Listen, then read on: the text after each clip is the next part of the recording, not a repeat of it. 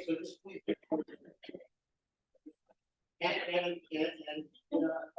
you could not do that during the show. All right, okay, that's Madam Zoom. All right, just so you know, right, you do have extra to come with your tickets. One is exit, emergency exit. No extra charge. Right behind me to the left, or the door you came in, right? Who else doesn't charge you? Even the airlines now, don't they charge you if you want to get off the plane? Okay, the other thing that we don't charge for is that we do a Q&A with the performers at the end of the show. Sometimes people can't stay. We hope we can. It's turned into one of really one here. It's still great, and we have a lot more than a few tonight. So all three performers will come on stage. You can ask them any kind of questions you want about their performance, what motivated them, what parts of it you particularly liked, and like, oh, I'd love to hear more about this character or something. So it's usually anywhere between like 10 to 20 minutes. All right. And newsflash for all who want to be Monday Night Marsh performers. We are accepting submissions right now. You could be up on the Marsh stage telling a story or creating a show about a fictional character, whatever. They're open through sometime in December, the submissions, but you can go on the Marsh website, the Monday Night Marsh page, and find out all the details. But we love to get new performers. So if you've been sort of thinking, I have a story to tell, or I have this crazy sort of monologue I've been working on for years, well, this is the place to try it out. So we encourage that. Okay, and just a quick reminder about a couple of shows that are past the sort of trying out stage, and they are all polished in our main stage shows. One of the great solo performers, really, I think, in the country now, although I'm probably not qualified to say that, but I'll say it anyway, Dan Hoyle. And he is back with a show called Border People, which ran a few years back, but really remains incredibly relevant. It's all about immigrants who come to the US. And he just has a way of doing characters. You'd say, that guy looks the same from this character to that, but he's a totally different person. I mean, he is highly skilled. Anyway, you should check him out. There were so many calls for this show that he was going to close, but he has 2 performances now in December and 2 in January.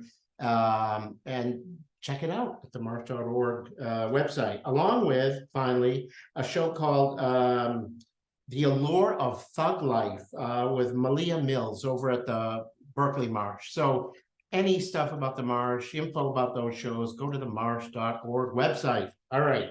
Whoo! Phones off? Yay. Okay. So our first performer tonight is Stephen David Dym in The Elvis Mirror. This show is an autobiographical fantasy about a young boy growing up in the Bronx in the 1950s and 60s while sharing a room and an unusually close relationship with his teenage sister. Now, please welcome Stephen David Dym.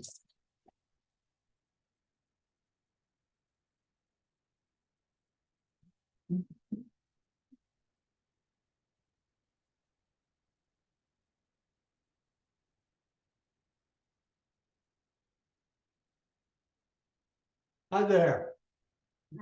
Hi. See you all? Oh, there, I can do this and I can see you. I never thought of myself as queer growing up, but the evidence is clear. Buying your big sister an ankle bracelet for her sweet 16 when you're 9 years old with your own Halloween trick-or-treat money is pretty queer, right? She accepted it. She put it on her ankle, and then she put her nylon stockings over it. We were going steady. My big sister, Maxine, and I became roommates in our second-floor walk-up apartment on Valentine Avenue in the Bronx when Grandma got kicked out. We were both thrilled. She was sharing a room with Grandma, And I was in here with mommy and daddy. Now I'll have my own big boy bed, just like my big sister. We'll share this 11 by 10-foot room for the next 10 years. When Maxine marries Seymour and they move to Riverdale. By that time, I'll be a senior in high school. We have narrow single beds along the walls. My mother calls them studio couches because the room also doubles for a den. When you open up these painted over glass French doors, it extends into the living room. Maxine's stuff is over there, her chest of drawers. Oh, all the furniture is vintage 50s. Blonde wood. That's because it is the 50s. My matching chest of drawers is over here at the head of my bed. And at the foot of my bed, there's a closet. When you open up the closet door, it reveals a full-length mirror. This is the mirror that Maxine uses when she gets dressed.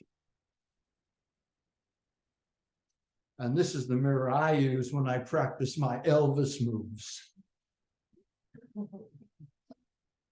I was never queer for Elvis. I saw what Elvis did to my big sister and her friends, and I wanted some of that action. When I walk through that door, be polite. You're gonna make me sore if you don't treat me right. Don't you ever kiss me once. Kiss me twice. Dreaming eyes. They loved it. They laughed and carried on and screamed. I didn't count on the laughter part, but I'll take it.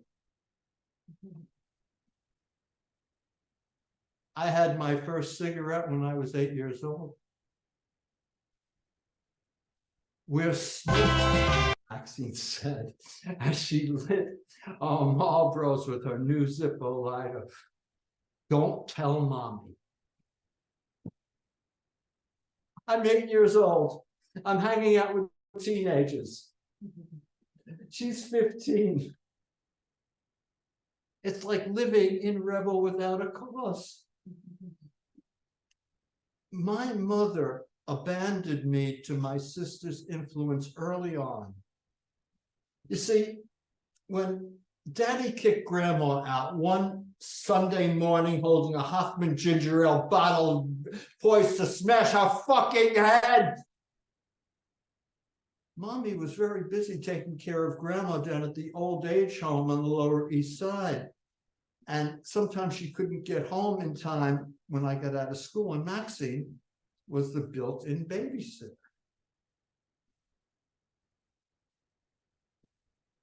My mother was just trying to hang on, trying to make believe we were a normal family. Maxine figured out early on that if she wanted to have any fun at all with a kid brother hanging around, she had to make him, me, her ally. And I figured out early on that if I wanted to have any fun at all I had to do was exactly what Maxine did. I adored her. I wanted to be her. Some afternoons, we'd watch Bandstand together on our black and white TV in the corner of the living room. Rock and roll is here to stay. It will never die. She teaches me to do the Lindy. It was meant to be that way. She teaches me the moves and I lead, but she leads with her mind. And sometimes we dance real slow. Earth angel, will you be mine? We sleep in the same room. We breathe the same air. I know when she's having her period. I'm such a fool in love with you. We lie in my bed. She lies on my right arm. She puts her head on my shoulder, and we lie side by side like boyfriend and girlfriend. We talk and carry on and laugh and tickle, and sometimes we have too much fun, and that alerts the warden. Mommy comes marching in. Maxine, get into your own bed. This is indecent. We lie in bed trying to make believe we're invisible. And Maxine finally cracks up and she goes into her own bed, and we fall asleep in our own beds. Boom, boom, boom, boom. I love my calendar girl. Is playing on the clock radio as I crawl myself out of my deep dream sleep. And as I regain normal waking consciousness, I hear the man on the radio say that it's March 28th, and it's going to be 53 degrees today. It's 1963. And as I regain normal waking consciousness, I realize that I'm in junior high school and I have a Spanish quiz, first period. Oh shit, fuck. I forgot to study. I want to crawl back into my deep dream sleep. Maxine and I have been roommates for 7 years now, and she's 21. She's already graduated from high school, and she's in front of her mirror wearing nothing but her baby blue see-through sleeping outfit. And I'm lying in my bed, indistinguishable from the pillows and covers and books that are covering my bed, drifting in and out of sleep. First, she undoes the rollers that she slept in last night and the bobby pins until her hair is all free. And then with a brush, she brushes it out. And it's wavy and curly and luxurious. It goes down almost to her shoulders. And then, with a special comb, she takes the comb and goes against the grain and electrifies all the hairs until they're all standing straight out like the Bride of Frankenstein. And then, with another comb and brush, she molds it into shape. She's an artist with hair, like a sculpture. And when she gets it just right, she grabs the ozone spray net and sprays a layer of lacquer over everything to make it stiff. Our room has the perpetual smell of ozone hairspray and nail polish remover and my stinky fish tank. And I must have drifted off to sleep for a little while, because when I open up my eyes, she's almost all dressed. She's just wearing a bra and she's finishing up her makeup, and she's painting mascara on her eyes just right.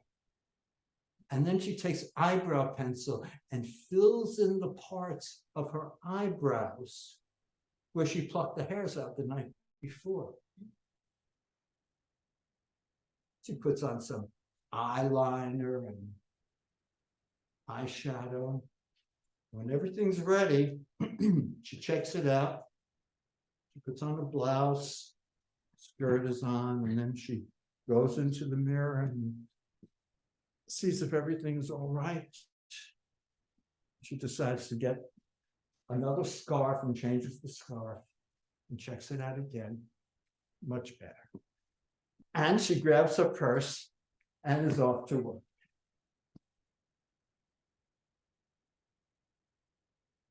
Later that afternoon, I return home from school. And I transform from a junior high school student into a jet. The Jets are gonna have their way tonight. They say, okay, no rumble, fair fight. But even if they jump us, we're ready to mix tonight. And one thing leads to another, and before you know it, Anita's gonna get her kicks tonight. We'll have a private little mix. I'm doing a striptease in front of the mirror as a chick, turning myself on in the Elvis mirror. Da da da da da da da da da da da da da da da da.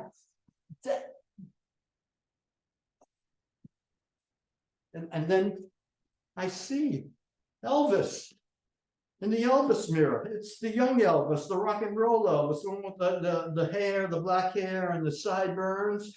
And he's just standing there looking at me. And I try to get dressed.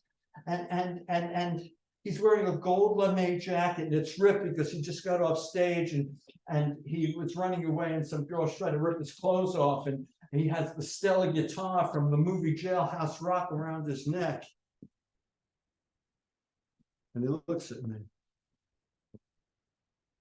He said, you know, when I got out of the army, a record came out by me.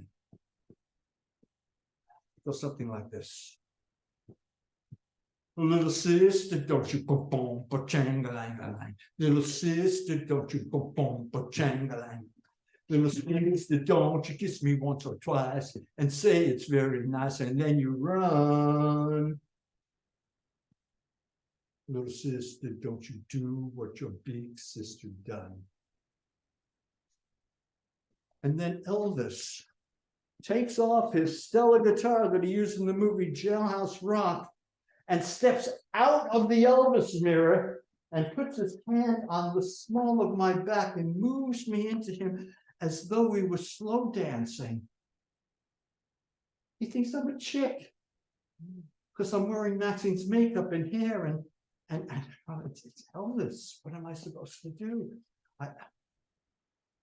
I decide to try to pull it off. Like when Maxine dressed me up for Halloween that time, I was about 10 years old, and I wore her shoes, her stocking, her brown skirt, and I had my own hair. We made it into bangs and put a kerchief on it. We said I'm a gypsy, and I had a big purse, of course, for all the Halloween trick-or-treating stuff and everything like that. My mother did not want me to go out like that, but Maxine and I insisted. My mother had no control. Don't tell your father. Oh, Elvis. And then he pulls me into him. And he slides his hand over my ass and pushes himself into me, and I can feel his heart beating inside of me. And I reach up and I smell the canoe cologne on his neck, and I feel the stubble of his beard scratching my peach fuzz cheeks as he moves in and puts his lips on mine and inserts his tongue.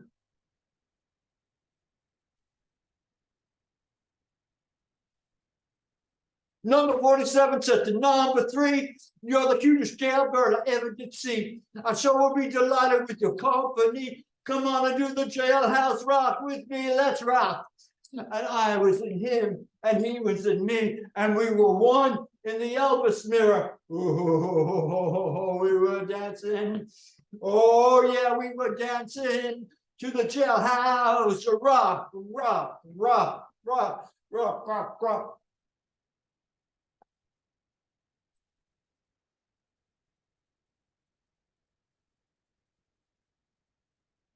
came in my mouth. I mean, I came in her mouth, or they came in their mouth. Elvis fled into the Elvis mirror and slammed the closet door. Without a word, Maxine disappeared into her blue vinyl jewelry box and hid amongst the earrings, necklaces, bracelets, old eyebrow pencils, lipsticks, and bobby pins. And left me to clean up the mess. I swallowed my pride and ran across the living room wearing nothing but my black bandlon dress socks from school, and threw my head into the toilet bowl and started gagging and throwing up. I could taste the tears the salt in my mouth, and as I looked up into the bathroom mirror, I saw black mascara running down my face, and you look like a fucking queer. I grabbed the ivory soap and I had to wash my face. I had to wash the gay away and wash the ozone out of my hair. The soap stung my eyes. And then I went back into the bedroom to face the music.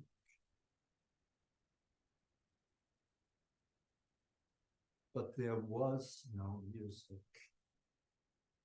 Just the sound of the bus going down Valentine Avenue and a kid crying in the distance. My clothes and Maxine's clothes was strewn all over the room. My pillow had Maxine's bra on it, stuffed with the socks from my sock drawer. And my other pillow had her pink panties on them. Oh.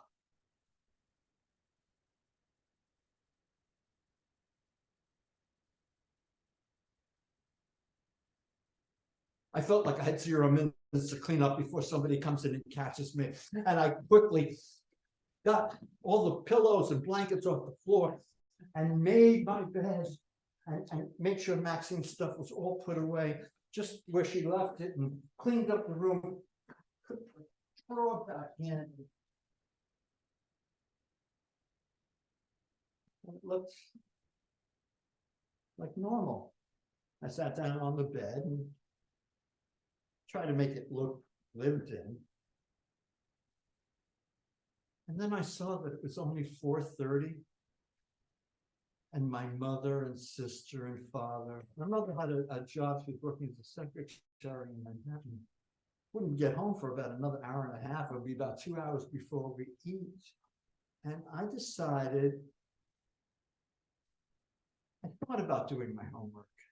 Then I decided to go to the pizza shop to see if anybody was hanging out and pick up a pack of smokes. I opened up the closet door and grabbed from my Jimmy Dean jean jacket, and I peeked into the Elvis room. Elvis had morphed into James Dean, and he was pretending to be sleeping. I gave him a little Jimmy Dean kind of a nod, and I said, "See you later, alligator." He smiled at me and said, "After a while, buddy." I gently closed the closet door. And then I left it open a crack so he could breathe.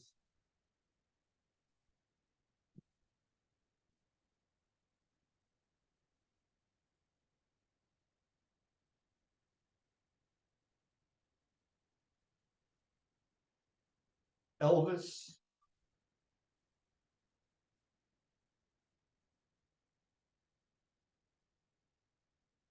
thank you very much.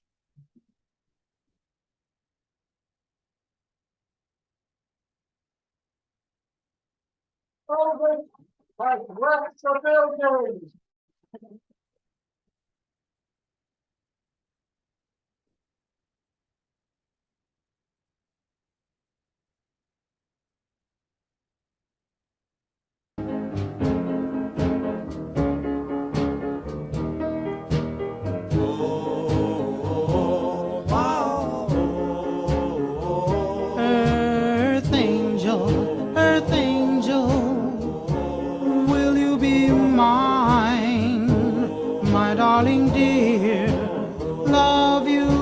the time. I'm just a fool in love with you.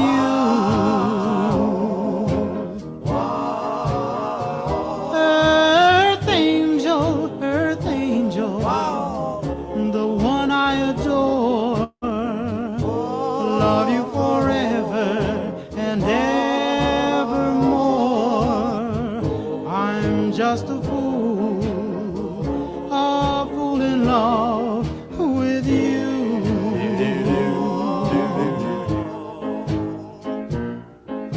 I fell for you, and I knew the vision of your loveliness. I hoped and I prayed that someday I'll be the vision of your happiness. Oh, earth angel, please be mine, my darling dear. Love you all the time. I'm just a fool in love with you.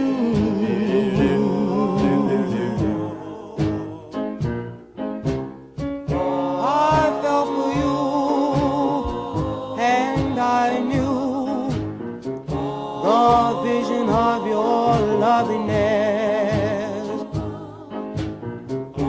I hope and pray that someday. Another round of applause for Stephen David Dym.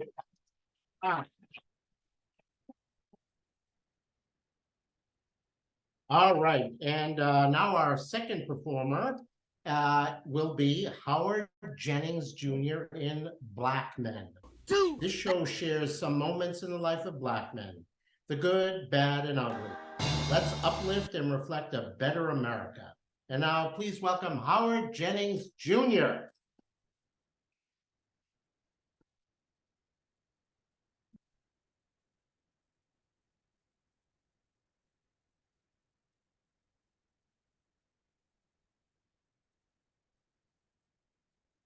We would travel from Roxbury to Harlem to Huff, Fillmore, and Chi-Town, but they all been ridiculed, criticized, as black coffee, cake fried, or maybe get on the melody of Coltrane or Money, because we invented our own conversation to the sounds of bopping donuts over lonesome greasy buckets, bops, and espressos, with elevators taken to the D-top.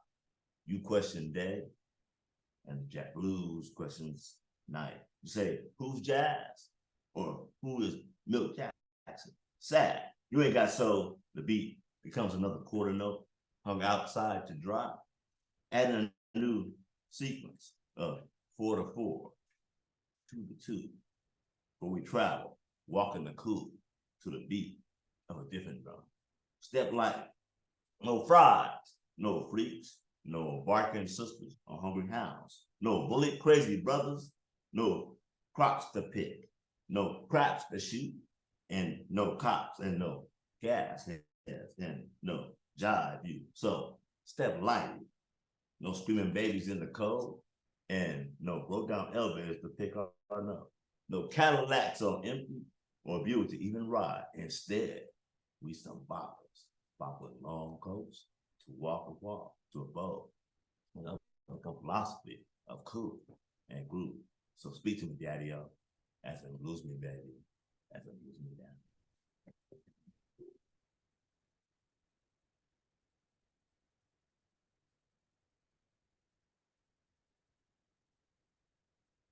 God first, country second, family third. I am an American. I am a black man. I'm one of the many black men who served in the United States military with honor, pride, and dignity, despite not being a full US citizen. I fought in the Korean conflict and the Vietnam War. I spent 4 years in the United States Marine Corps and over 20 in the United States Air Force. And when I joined the Marines at 17, it was the only opportunity for a poor Black kid from Chattanooga, Tennessee. And I rose to the top with hard work and support from many. First, my wife, Ella C., and my best friend, Fred Bunner. I am Chief Master Sergeant Howard Jennings of the United States Air Force, one of the very first Black men to make Chief Master Sergeant. It was special when I did it over 50 years ago, and it still is today. Very few will reach the top. War is hard on the soul. So when you see a military veteran, take the time to thank them for their services, for the freedom that you enjoy. My name is Howard, and I'm no coward. I'm faster than the Flash. I'm stronger than Superman. I'm the chief, the man with the master plan. God first, every day. The devil's not gonna get his way today. God, thank you for today. Go USA, go USA. Protecting the free world, greatest country in the world. I see them in the eyes and the eyes don't lie, but you don't hear me. I'm the chief, float like a butterfly, sting like a bee. I'm better than Muhammad Ali. Fighting his rights to do what he do and to say what he say. I'm the greatest. Fighting for your rights to do what you do, say what you say, all day and every day. I'm the chief. The cream rises to the top and it don't stop. Like a Michael Jordan winning shot or long thing with Stephen Curry. Shoot if you want to. It ain't bragging if it's the truth. It's time for me to move on and bow out. Before I do, let me get a shout out to my kids, Howard Jr., Karen D., Gregory D., and Pamela D. No D's or F, because they get A's just like their pops. On top. Chief is out. That you wanna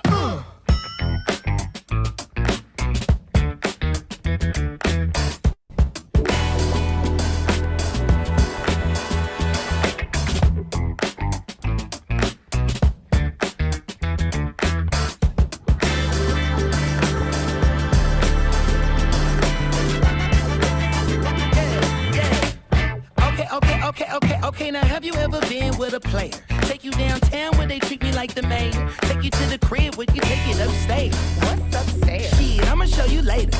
Don't need a spatula, everything catered. Extra flavor. Go ahead, sprinkle some truffle on your mashed potatoes. I'm trying to learn. It's you want me back. You only get what you get. Ain't you heard of that? I'm really deep. Look here. They call me OG. Ask for more. You know what I'm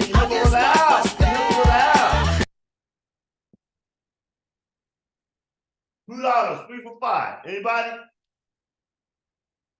2, 3 for $5. Oh, bro, we go. Okay. Hold up. This is special right here. You see this, right? You guys like kids? How many of you guys like kids?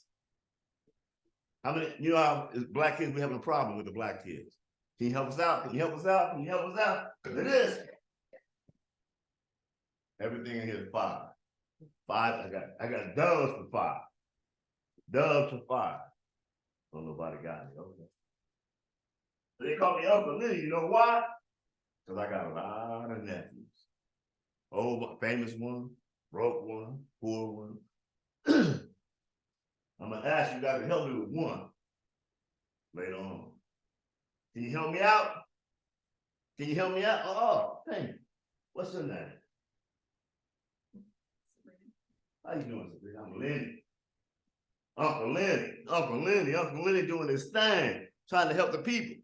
I'm a people's man. Can you help me out? Can you help me out? I'm gonna pass it around for the kids. Pass it around. I need some dollars in there. I need some money in there. Can I get a little help? Now I came here to talk about marriage. I'm an expert. I've been married 3 times. I know what you're saying. Lenny, you're doing too much.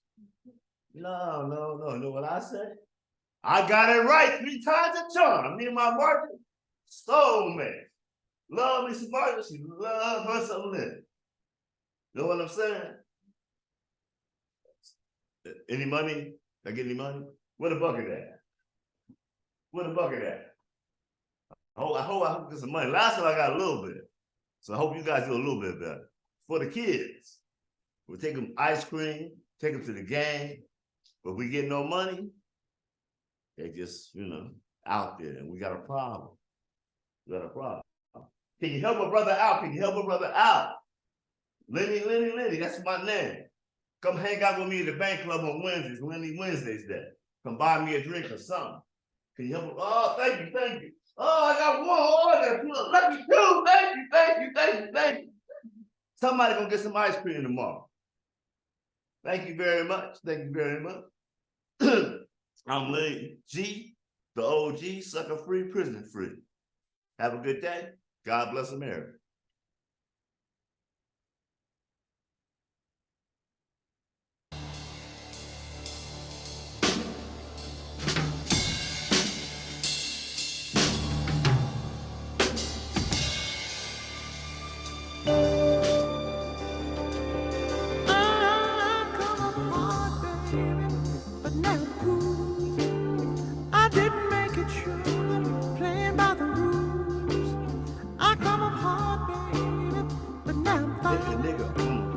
I'm checking troubleshoot, moving down the line.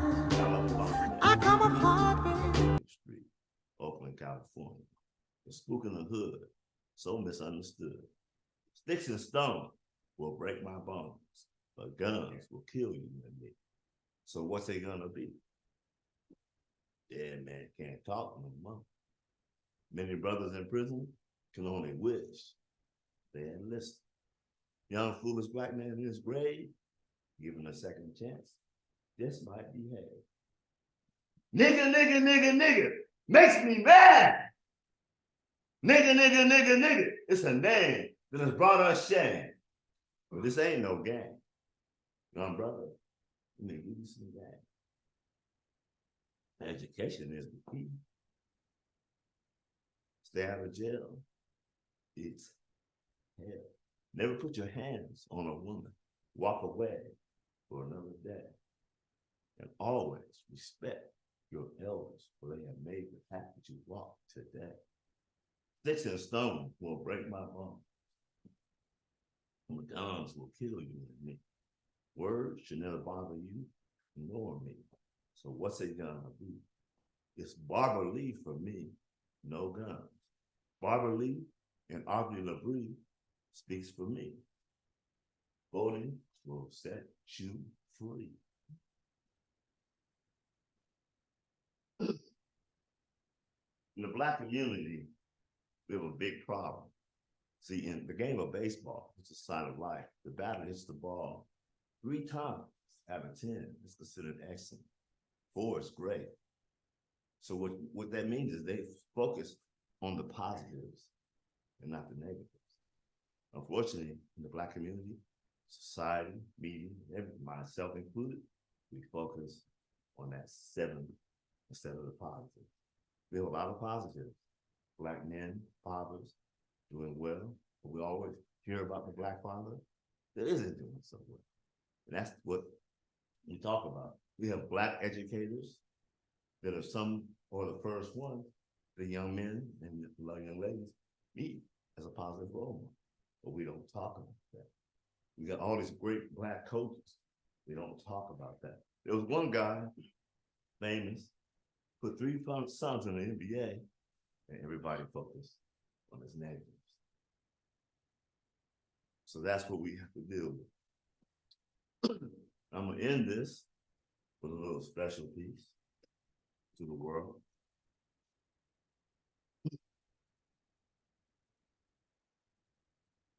But I too sing America, red, white, and blue. This is a message for you. Do you know me? I am the darker brother. I am a Black man. You brought me here against my will, and many, many were killed. But I too sing America, red, white, and blue. What can I do? I fought in all your wars. I gave you everything I had.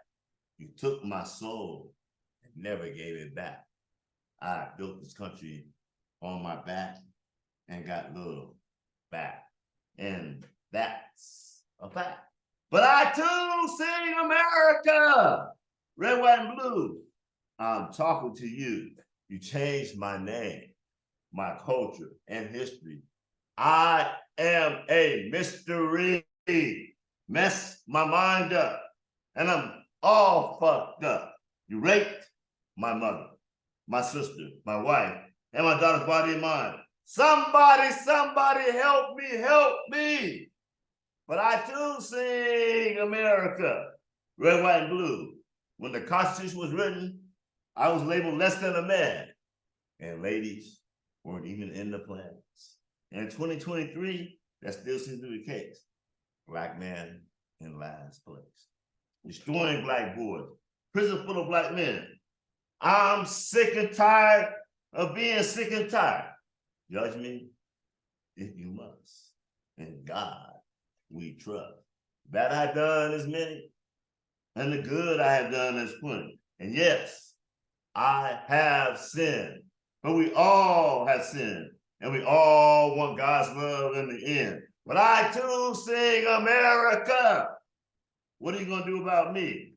I am the black man. Free me, free me, free me. Thank you.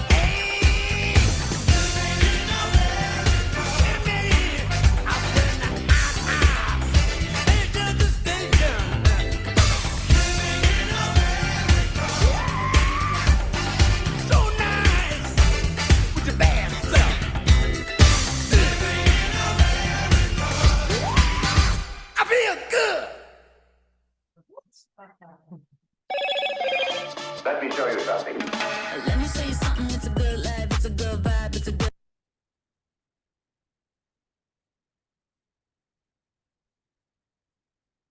Before we get started with Halim, wow, Howard's piece was very powerful as well. Another round of applause for Howard Jennings Jr.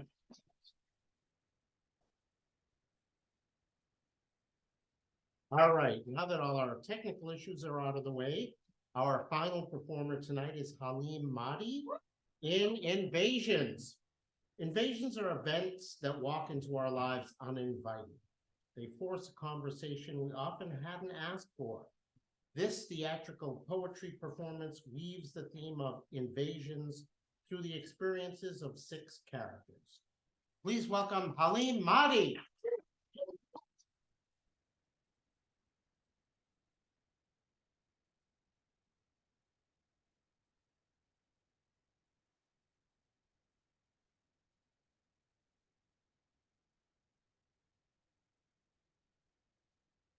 Happy Monday, everyone. Welcome.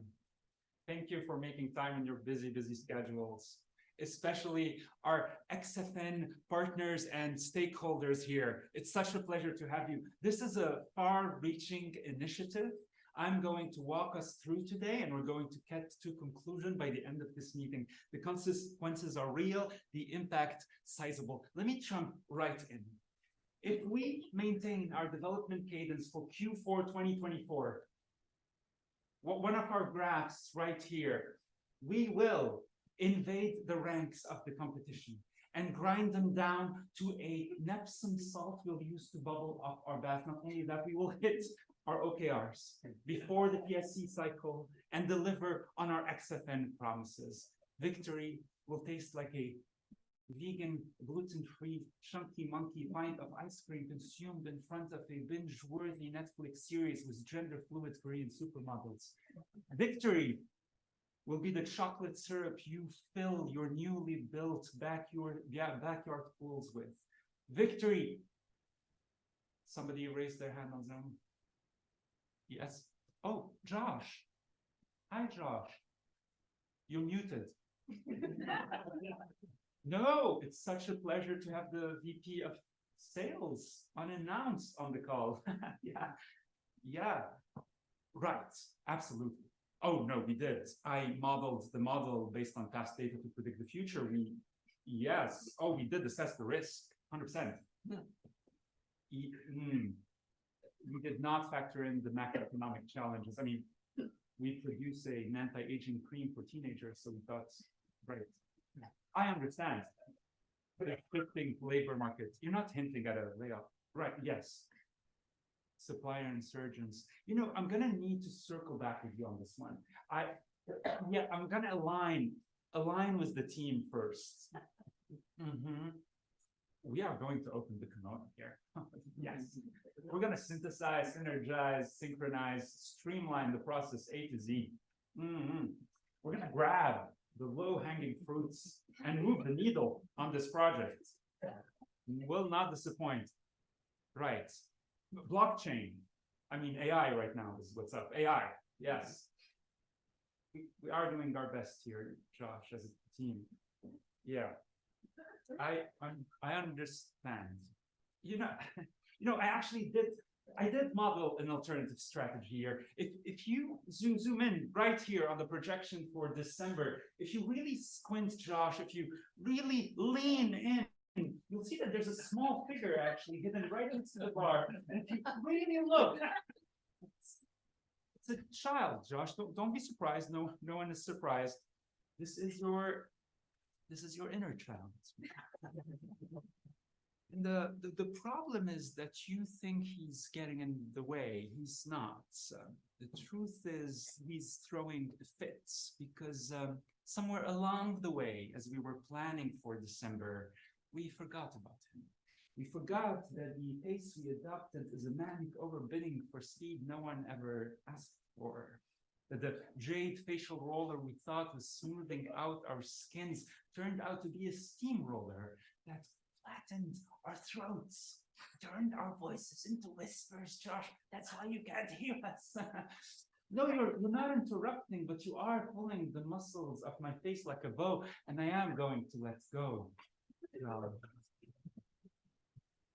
Stop saying things like you can't spell profit without pro or success without sucks.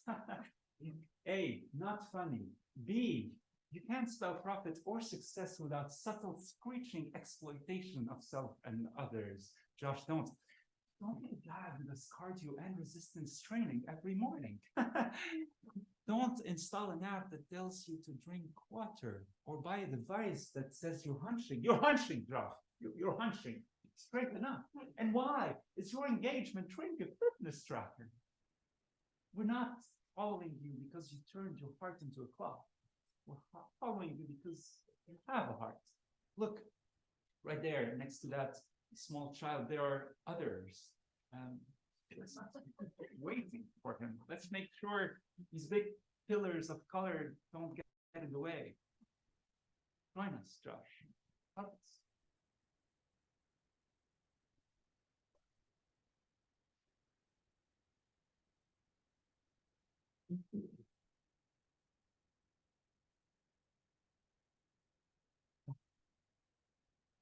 I fantasize about the day where my colleagues and I stop midway during a call and cry. Our tears filling up our Zoom rectangles to the brim, spilling onto our keyboards, electrocuting our computers, punching a hole to the virtual workspace we have come to call home. A hole big enough for our inner children to look into, step through, feel safe enough, jump into that ocean of tears and sorrow and chuckle, giggle, play. I'm talking about an invasion. Inner children occupying the workspace, muted emotions moving into the job world. I know a thing or two about repressed feelings. I've written so many emails to my manager, so soaked in emotion, they are still waiting in my Gmail draft folder for my company retention policy to self-destruct. I actually brought a few with me today. Examples. January 2017, this one. Never sent it really. Goes like this: about your tone in the meeting yesterday. It felt a bit direct, a bit confrontational. February 2017, could you involve me in more of your chats? And then adding a bit more of a personal note, I want to learn more about you, but then for the sake of professionalism and your work, never sent that one, felt a bit schizophrenic in a way. That same year, I want us to figure out where we're headed, come up together. January 2018, I need you to tell me I'm doing well. June that same year, I love you and I still need you to validate me. January 2019, I need you to remind me that I'm unique. June that same year, that I'm not a mistake. September, that I'm intentional and important. February 2022, I need you to understand you are my father in this relationship. June, that your validation is the fuel of my soul. You make or break my desire to wake up in the morning, and my limbic system's eye. You are both the lion and the gazelle in this primal savannah. Never sent these.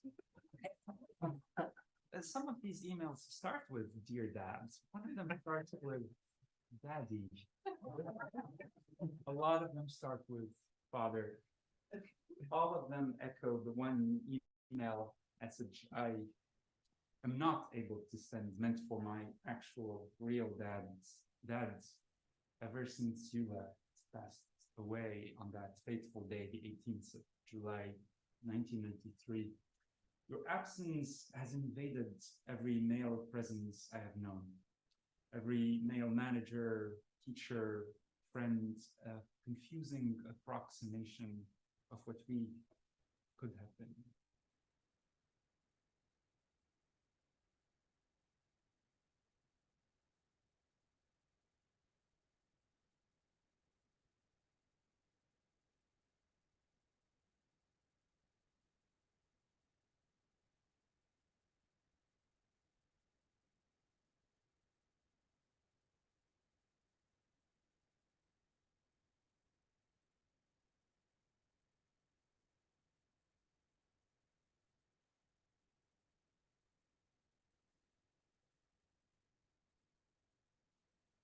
Hi, Monica. Notice how I'm playing all the roles here on the scene today, mixing the sound as well. Hi, Monica. I am Damien Broadstroke, reporting live from the south of Lebanon today, where Israel has commenced Operation Accountability, or Mitzvah Ben Heshbon in Hebrew, striking at the Party of God, or Hezbollah, in retaliation. Monica, just to situate our US audiences who are infamous for their knowledge of geography, we're right here, south of Turkey, popular destination. You can get there with your Chase reward points. This news report sponsored by Chase, the bank of the commoner and rich person alike. We are west of Iran, Tehran, up and coming, very hip. We're east of Egypt, a lot of neo-tantra spiritual trips being organized over there by some white people tracing their ancestry back to the pharaohs. I'll keep my opinion about this one to myself. And I am in the south of Lebanon in a village called Bint Jbeil, southernmost tip of Lebanon, north of Israel. The name Bint Jbeil translates to the daughter of the mountain, and the closest place it gets to hell whenever there's a conflict between the two countries. My colleagues and peers and I here agree this is starting to fit the usual pattern: 70 times more casualties on the Lebanese side than the Israeli one. We're not calling this an invasion not to impact our Israeli-friendly viewership numbers, but these numbers don't look like a soccer game score anymore. Hezbollah itself was hoping for an invasion, but this is turning into an assured destruction of the south of the country. Monica, this story is not news. We've seen this again and again. Hurt and hate, exponential functions that feed on themselves until no one is left. Monica, sometimes history starts reading like a music sheet. Every bullet, the staccato note played by a clarinetist running out of breath, blowing with the gas, their lungs, a thin sheet of paper flying into the symphony of loss. Sometimes, Monica, history sounds like an orchestra. It just wants to give up. And sometimes it's a nation folding pieces of paper into airplanes, placing its young ones on each, sending them as far as its sweat eyes can see, until no one's there.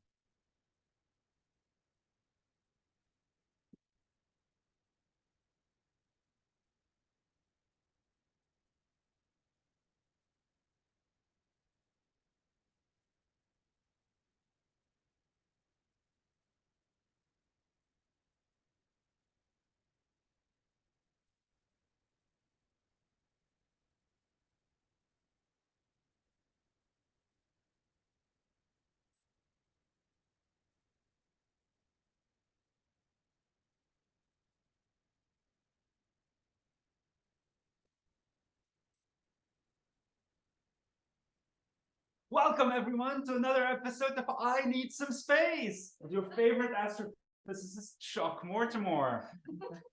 Sorry for being late today. I was surfing off of Rincon close to UCSB, and this dude's like, "Hey, can you hang 10?" I was like, "Sure, dude." And here we are.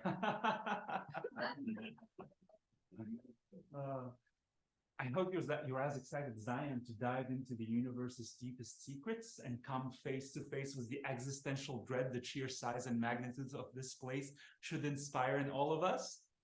Hell yeah! As you know, this introduction used to be made by Alicia, who used to introduce me, but we're cutting down on staff. This show also used to air at 7 p.m. and it's now 1 a.m. and that's because our viewership numbers are down. I was also asked to be a bit more showman-y, I quote, and less sciencey, and so I actually need to let my hair down now.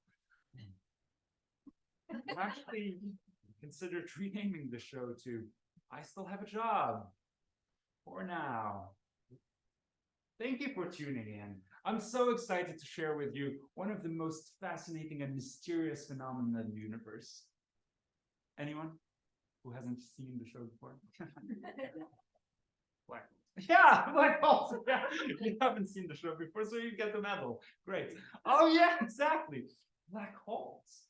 Don't be fooled by the name, though. Black holes are not empty. They are a gigantic concentration of matter. These marvels of the universe are full to the brim. A star 10 times the size of our sun dies and shrinks to the size of a sphere, the diameter of New York City. It is said, theorized, that if two astronauts were to stand next to each other and one of them was to step into the black hole, which tells you something about the other asshole standing next to them, letting them do something like this, was to step into the black holes, they would elongate, effectively turning into spaghetti. The phenomenon is called spaghettification, and I shit you not. Their limbs growing so long, stretching, their toes would eventually reach a line, a threshold, called the event horizon, beyond which it is unknowable, unfathomable, impossible to theorize what would happen to them. That space is called the singularity. You can think of it as the stomach of black holes. What I'm trying to say is that black holes are gluttons. They will devour every photon and their mother. In a way, they're a metaphor for how hungry absence can be. How our fear of the void lost leaves behind is so strong it can bend space-time continuum. Even the star can't escape. In a way, black holes are maybe a metaphor for grief invading the universe. Drinking, eating, sleeping, eating the universe. Hey, how are you, bud? Want in? Thank you. Sleeping, eating the universe as a coping mechanism. The way when we lose a nation or a loved one, parts of us eat other parts of us. Maybe black holes are the body of grief made spatial, beacons of grandiosity, inviting us to be sad, but to be sad with grandeur. That if we are to lose ourselves, let us lose ourselves generously. That if we are to go out with a bang, let us go in as well, with a big bang.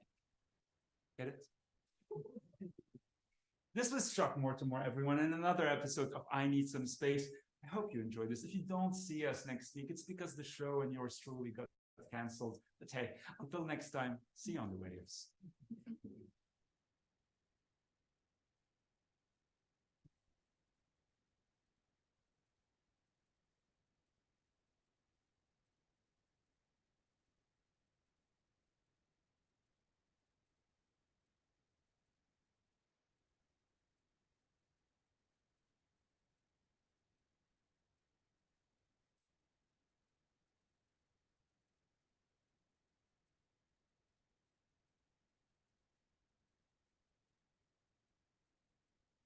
Salut, mon nom est Axel, je suis modèle professionnel. C'est un plaisir de parler à des étudiants comme vous. Ça fait un moment que je présente. Ah, il parle pas français. Ok. Il parle quoi? Il parle qu'anglais? Il parle une seule langue. Ok. Non, c'est pas. It's not a problem. I can speak English. Absolutely, super proficient. Ouais. Yeah. Cool. Je répète. Okay, cool. Hello, everyone. Sorry. My name is Axel. I'm a modal professional, and it's a pleasure to be talking to beginners, beginning model students like you. at this esteemed establishment modeling school, the Marsh. I've been doing this since I was 12 years old. I was running back then in the streets of Paris, running away from Papa and Maman. And I remember this agent, grabbing my jaw and saying, toi, you. And I said, oui, yes. Anyways. And it's been a wild, wild ride since then. Some very wild, wild parties. And some very moving, touching parties as well. Also some challenging, heart-wrenching parties along the way. But I'm here to tell you that when a lot of you won't make it into the beautiful life of the model, it's okay. You can be so many other things. Computer, person, composting experts, so many possibilities. Yeah, and even if you do make it, I want to tell you that it's not always a life of roses. I've had some challenging experiences. I didn't always get what I want. I wanted to be a shirtless model, but I could not because my abdomen is not defined enough. I don't have a defined six-pack. I tried, but I had to stoke the metabolic fire much more. Eat the bodies of animals smaller than me 6 or 8 times a day, according to bodybuilding.com, which felt like the least French thing I could do. Better die on a cross. And so I could not be like him, like Phil Heath, 7 times Mr. Olympia, Mr. American Muscle. Phil, your muscles are a metaphor for hope. In this ancient totem, you are both the bear and the crow. Monument, monster, messenger, lighthouse. I have lifted so many weights, and this is my body. My muscles still, not an armor. At best, a choking hazard when I'm trying to clear the iron bar from the chest press. They say the best prisons have no walls. It's true. The best prisons have ribs, flesh, a scaffolding of personal oppression. No matter how much I lift or diet, I am not swole, jacked, ripped, defined, lean, or thin enough. The image of the body invades the body. I am not blaming you, Phil. All I wanted was to be your thigh, a fiber of your muscle, the shadow of your biceps. I was trying to relate to America as you became the body of America, a Grand Canyon of flesh, your chest, Mount Rushmore, Washington, your left pectoral, Roosevelt, your right. Your country was once my Ithaca, my Israel. I am not blaming you, Phil. I might be saying that both fell victims to this country's founding myth, the story of men inflating, growing bigger, big enough to drown us all in a daily deluge of self-made delusion. America's greatest exploit and export of noise, so shrill, so loud, this entire culture, one long charade I will not be guessing at. Because deliverance is not the weight I live, but the one I drop.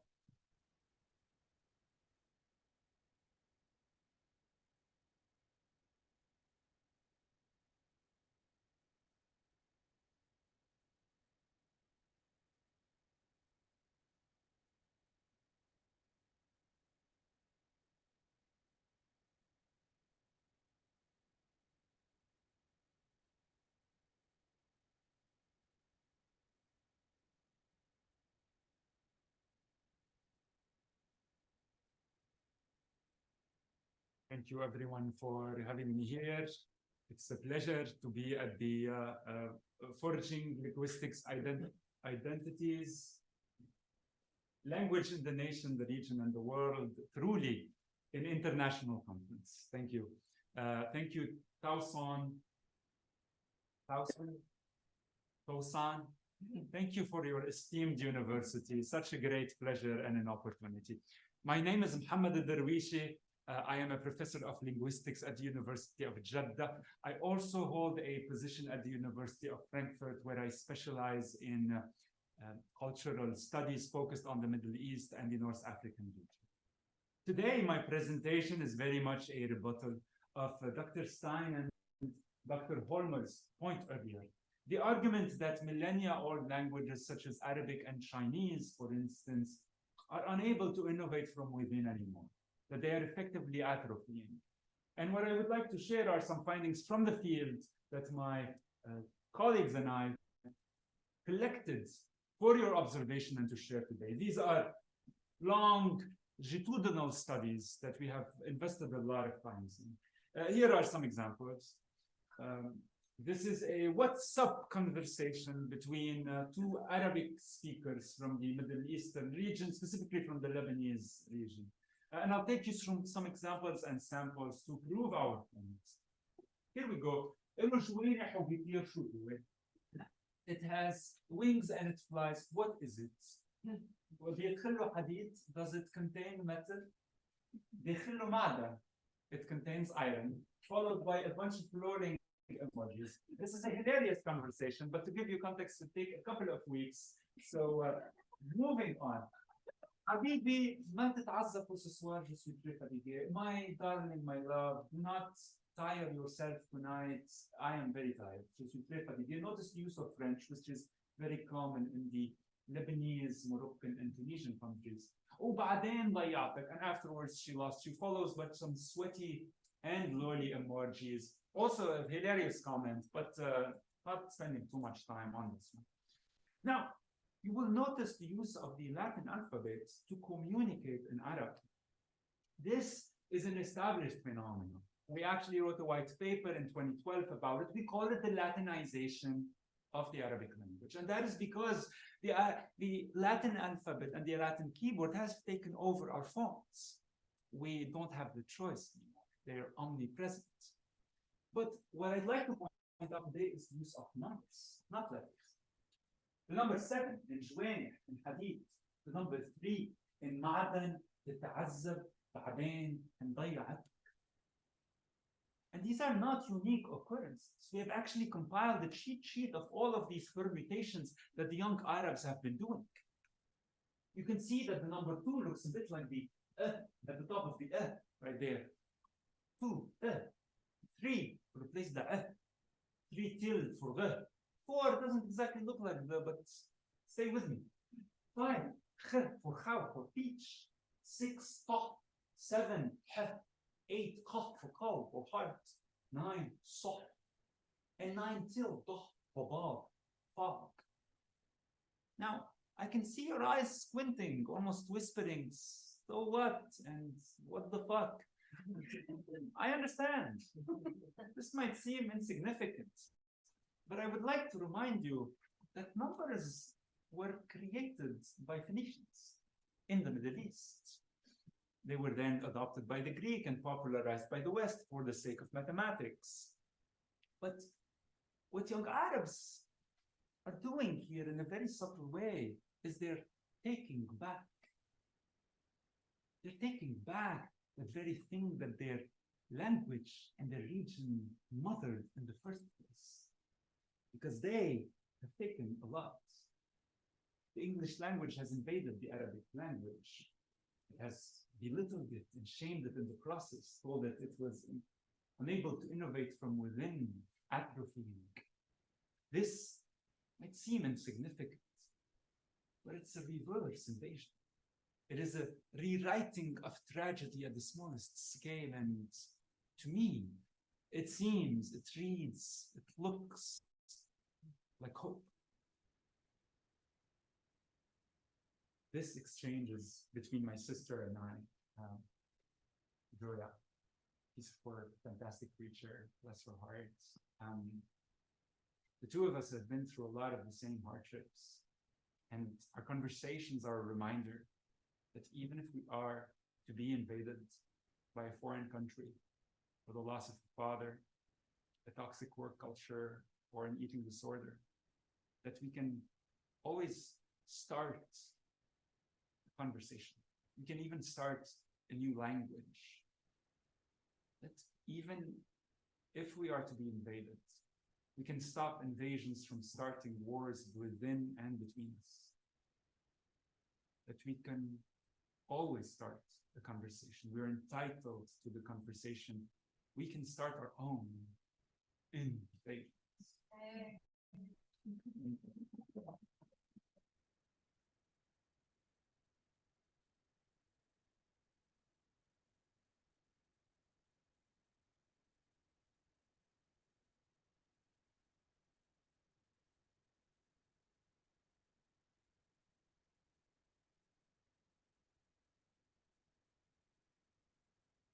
All right, we'll have a little pause now. Halim will move these things off stage, but first, how about one more round of applause?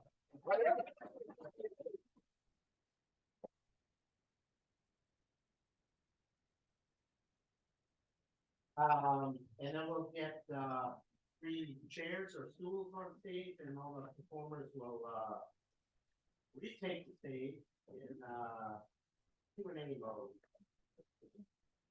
So we hope you can stay. If you need to leave, that don't feel pressured to stay. Or we'll take your name.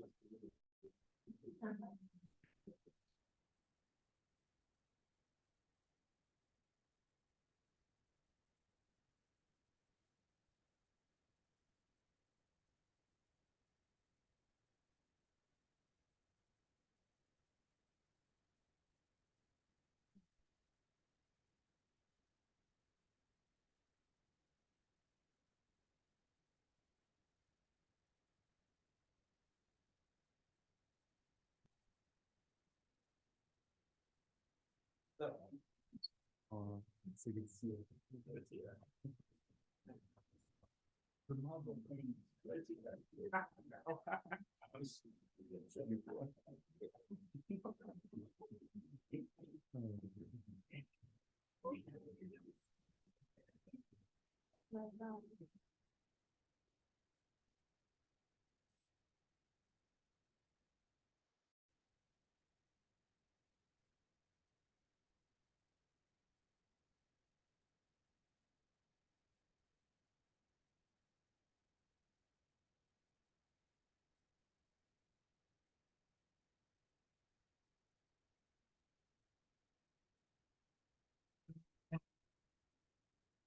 All right, so that everybody that's left, we are gonna have our Q&A. So I'm sure some of you have some questions that came up during all 3 of these performances. Who wants to be the first person to start?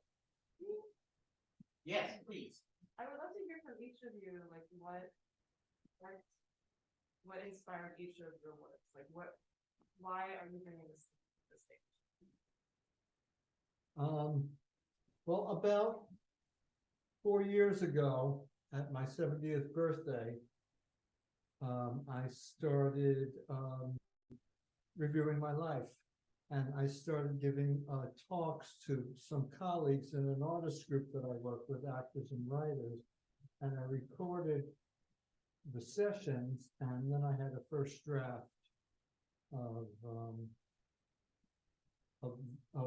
about 25 pieces. I guess probably one of the crux of this self-evaluation of looking back on my life is and particularly this piece, is I never felt that I was completely gay or completely straight. I never felt any of that. And this is my piece where I'm talking about trying to figure out is against common belief that people are born gay or born straight. And this is my ingredients to the queer conversation. And I found a way to be able to say I can be all of those things in writing this piece.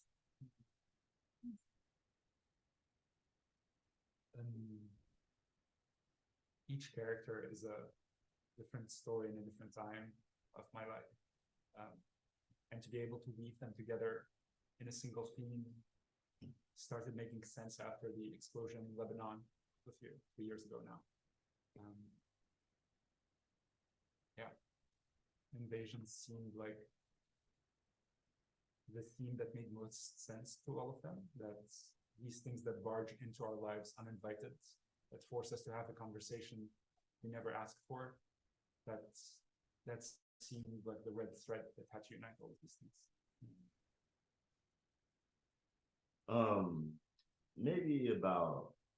Maybe 2 years ago, a friend of mine, a fraternity brother of mine, wrote a book concerning his father.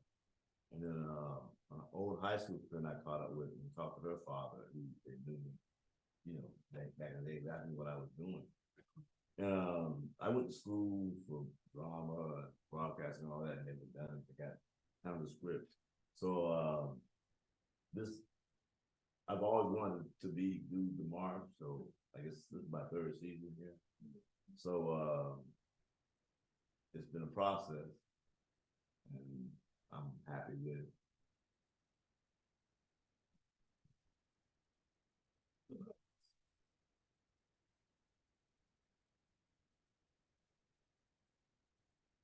Yes.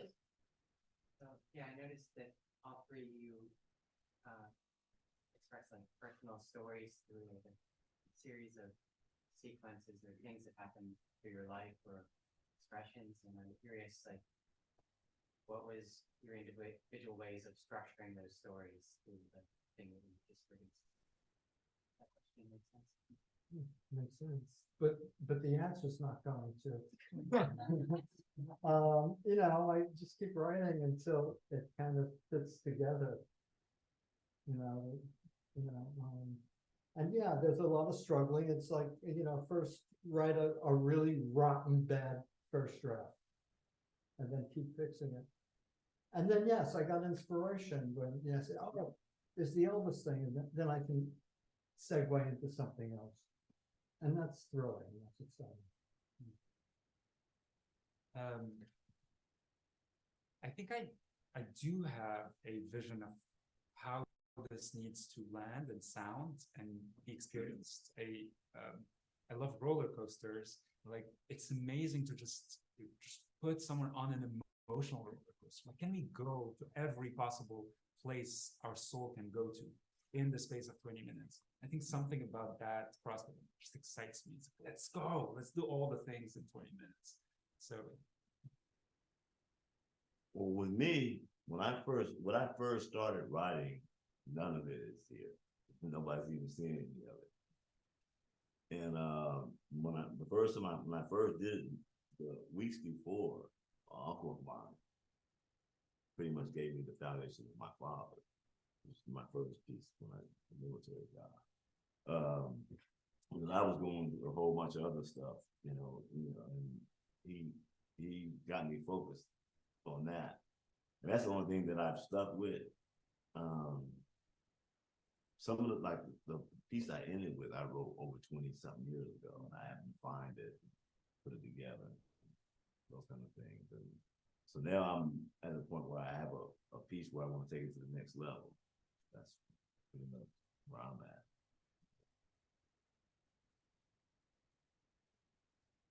I appreciate what the Marsh is.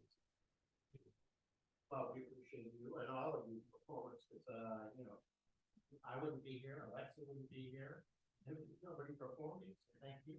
And yes, First, thank you so much for sharing all your amazing stories. This is the first time I attend such an event, so I'm quite curious because those are very personal. Who is one person you wish was here today in the audience when you were doing your act? Oh. I hesitated at the end of the show when I stood there behind the thing because I didn't know what I was going to say. Because my sister Maxine died this past Wednesday. Oh,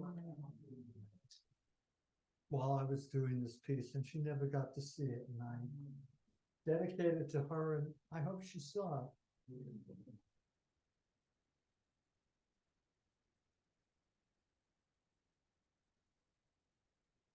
In Father. Yeah, I mean, I know. Yeah. My sister too, to be honest. Yeah, and I'm hoping she does get to see it sometime.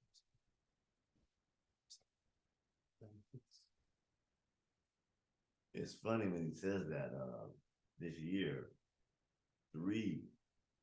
my uncle, the one that, he passed this year, the man that inspired me off this year. And in my piece, when I say Audrey LeBrie, it's another. So everything I've done has always been about those, our ancestors and those before us. So I really feel for him. Such a close loss, like recent.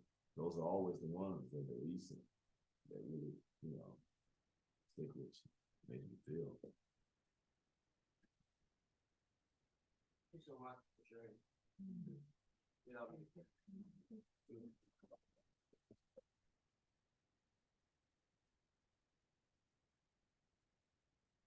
Other questions? Yeah, please. Thank you. That's also my first time, and that was super inspiring. My question might be out of the 6 there, then which one do you feel is the most currently more facing?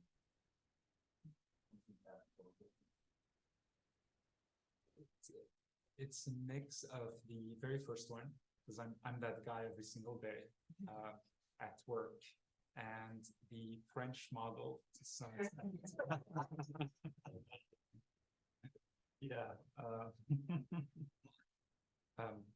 It was very the few times I've performed this, I didn't play it all with the French accent, the piece. I would just like switch to another accent, and more and more I feel very close to Excel. Yeah. Well, before we end, like to go down, all three of you, how can we find out more about what you might be doing, or we can see future writing or performing? What's the best way to get the scoop on each of you? Steve, let's start with you. Well, I live in New York City, but I'm trying to move out here. So if anybody knows of an apartment and a job, let me know. I can be found on Facebook. My last name is DYM, and there's not many of us. And when I do shows, I publicize it there, and that's it. I mean, DYM, put it in your head and Google it. Thanks. I have a website, my first name, my last name, halimmadi.com. I have a book out, also called Invasions, also related to all of this. Most of you actually have it. Thank you. Yeah, that's the best way to get closer to what I'm trying to communicate and say. Yeah, I don't do social media, but I do open mic at the Clarion, Chinatown, every third, which really helped me put this piece together. And I dabbled in my Lenny character for comedy. Lenny's had a bad week this week because I do him once a week, the whole day. So he got to a fight about 10 days ago, something like that. As Lenny, so yeah, but Cool. Well, let's thank our performance one more time.